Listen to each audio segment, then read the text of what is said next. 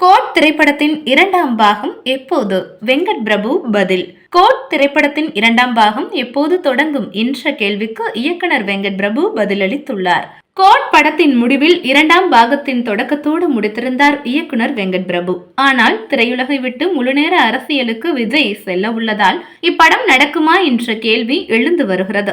சமீபத்தில் விழா ஒன்றில் கோட் VS-OG குறித்து வெங்கட் பிரபுவிடம் கேள்வி எழுப்பப்பட்டது. அதற்கு பதிலளிக்கும் விதமாக 2026க்கு பின் சொல்கிறேன் என்று தெரிவித்துள்ளார். 2026ஆம் ஆண்டு தேர்தலுக்கு பின் விஜய் என்ன முடிவு எடுப்பார் என்பது தெரியாமல் இருக்கிறது. மீண்டும் திரை உலகிற்கு திரும்பினால் கோட் 2 திரைப்படம் நடைபெற வாய்ப்பு இருக்கிறது என்பதைத்தான் சூசகமாக கூறியிருக்கிறார் வெங்கட் பிரபு.